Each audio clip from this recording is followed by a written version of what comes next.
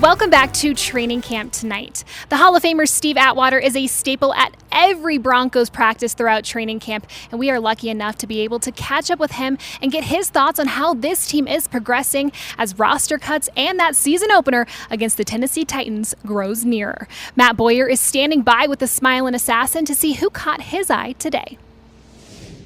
Thank you, Alexis, down here at 27 Hall of Fame Plaza. A beautiful view behind us with the Hall of Famer Steve Atwater. Steve, we heard from head coach Vic Fangio after practice today. A big theme of this training camp is game-type simulations. He wants to get guys as ready as they can be without the physicality of, a regular training camp practice. One thing I thought was very interesting was he did not tell Isang Bassi before practice that he was going to get the majority of reps at nickel, even though that was going to be the case today. Do you like the way that Fangio approaches these game-type situations? You know what? I really do, because the players have to always be ready and be prepared mentally and physically to go out there and step in. And that may come up in a game where the coaches need you to go in a situation where you're not expecting, but you got to be able to play at a high level. And I've seen Coach Fangio do this before. Okay. I remember in camp last year, there was a kicker in camp. I don't remember the other kicker's name. And it was a clutch situation. And right down here, caught the kicker in last minute. Kicker was like, whoa. Gives him the point. Grabbed his helmet, put it on, missed the field goal. Guess what? He's not here. That's a good point. It looked like Isang Bassi rose to the occasion, made a nice play. Do you think that, those things, so you think ultimately those types of, kind of surprise moments, that's all part of the game? Oh, yeah, because you never know what's going to happen in a football game. You never know where you're going to be at any point in the game. So you got to have guys who are ready to go and who, in the spur of the moment, they can come in and turn it on and be able to play at a high level. Speaking of guys that might have to come in and play unexpectedly, Jeremiah Atachu and Malik Reed. Von Miller getting a day off today, a vet day. Same thing with Bradley Chubb, but we've heard from Coach Fangio that Bradley Chubb might not be 100% by the time the season starts. It's a work in progress. So how ready do those guys have to be, and how much of an advantage is it that they're getting these reps? I think it's a big advantage for them to be able to get the reps while Bradley Chubb isn't in, and then Von Miller, like I said, is taking a vet day.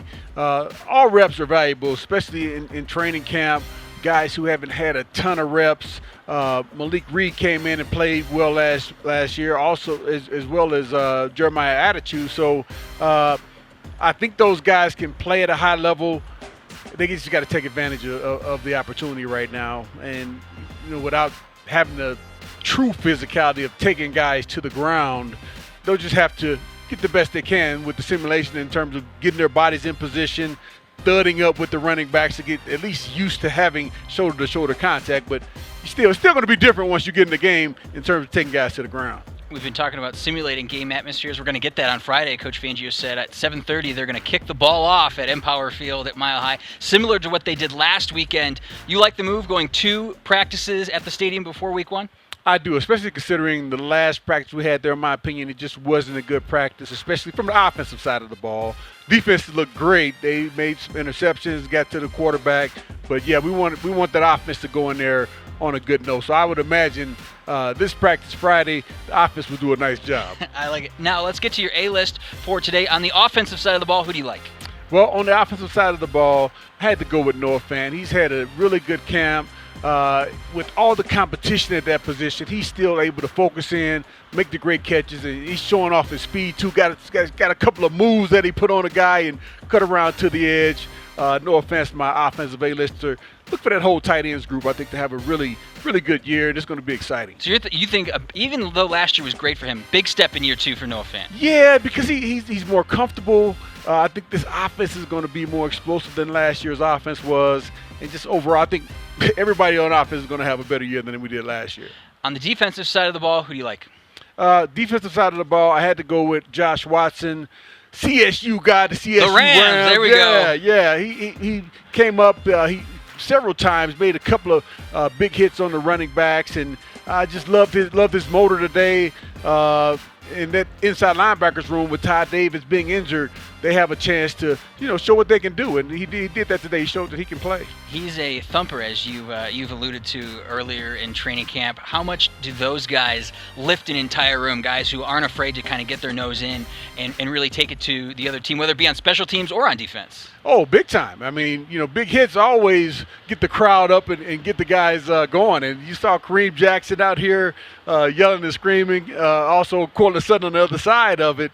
I love the big hits, the physicality, and Josh Watson brought it today. And again, it's going to have other guys trying to do that as well. 2 practices left, Steve. Let's get to it. What do you want to see? There's 2 practices is really nothing in the grand scheme. But what do you want to see these last 2 things quickly? More than anything, just guys being on the same page. I mean, I don't necessarily have to see all the physicality right now because we're gonna see that once the game starts. But I want to make sure that offensively we're on the same page. Where when the quarterback throws the pass, it doesn't necessarily have to be on the money, but it needs to be in the vicinity, and the guy needs to know that the ball is coming and be looking for it.